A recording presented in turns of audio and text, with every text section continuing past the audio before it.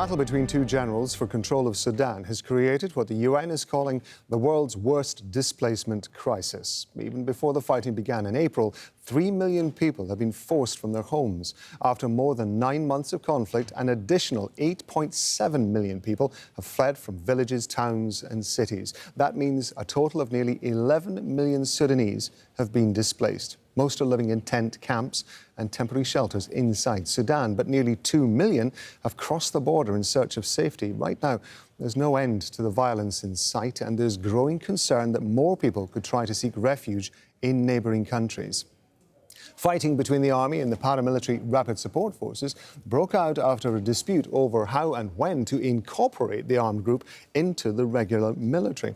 Well, joining me now from Port Sudan is the UN High Commissioner for Refugees, Filippo Grandi. Very good to have you with us, sir, on Al Jazeera. When you've been doing your tour of the region, what have you seen? What kind of conditions are people living in?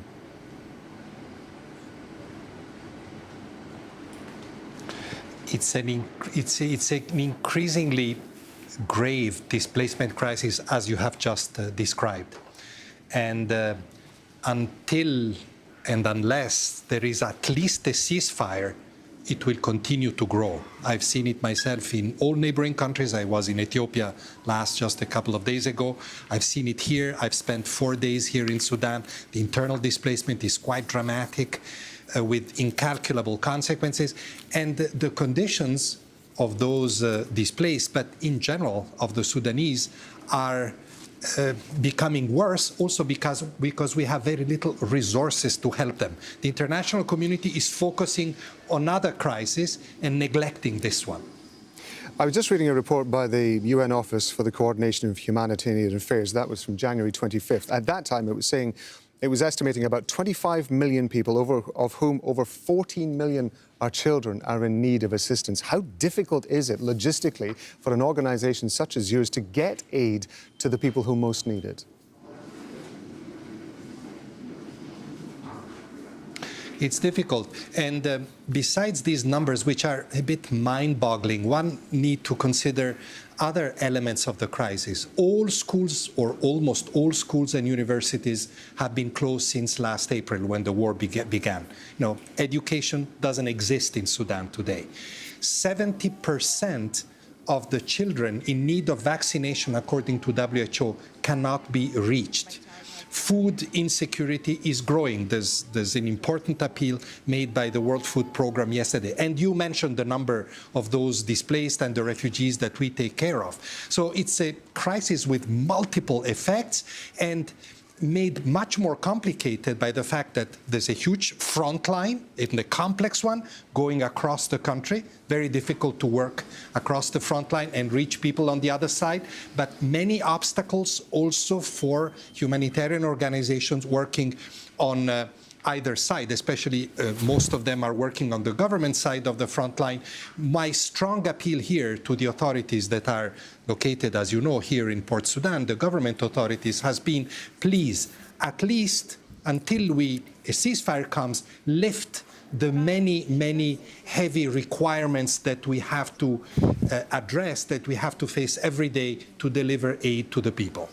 When you've been speaking to people who have been displaced, possibly not just once, but several times as a result, not just of this conflict, but several difficult situations that Sudan has been through over the previous years, how hard is it to convince them that the rest of the world actually does care, or do they feel a sense of abandonment? I think, yes, this feels... people here feel, ordinary people, the people most affected, feel abandoned, feel forgotten. And clearly, there's been Ukraine and now Gaza. These are tremendously complex crises. It is right that there is attention on them. But what we're asking, we, the humanitarians, what we're asking the international community is try to juggle different balls at the same time. This is an important one.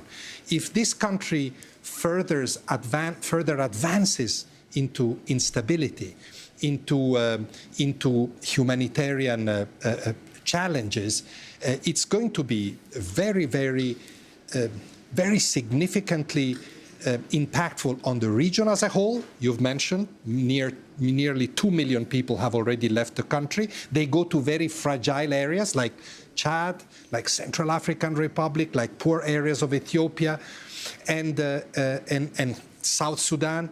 And then what we could see, I rarely say that, but I think here is very possible, is onward movement of people towards the shores of the Mediterranean if there is no stabilizing humanitarian aid being allocated in large numbers soon. Where the UN is issuing an appeal for about $4 billion next Wednesday. I hope that appeal will be better funded than last year. You said that you were calling for a ceasefire because that was the crucial element that would allow the situation, the tide of the situation to turn. Even if there was a ceasefire, given the frankly staggering numbers that we're talking about, are aid organizations and organizations like yours able to actually cope with the number of people who are clearly desperately in need of help?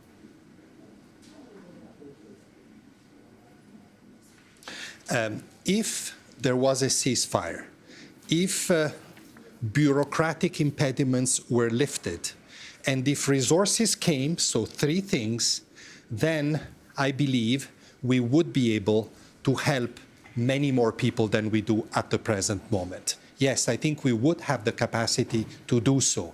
There's a strong tradition of humanitarian aid in this part of Africa, but we need those three preconditions. Ceasefire, most important than anything else, more important than anything else, access and lifting of bureaucratic impediments and resources. These are the three big asks that we the humanitarians have for the international community. Filippo Grandi is UN High Commissioner for Refugees. Sir, we appreciate it. Thank you very much indeed.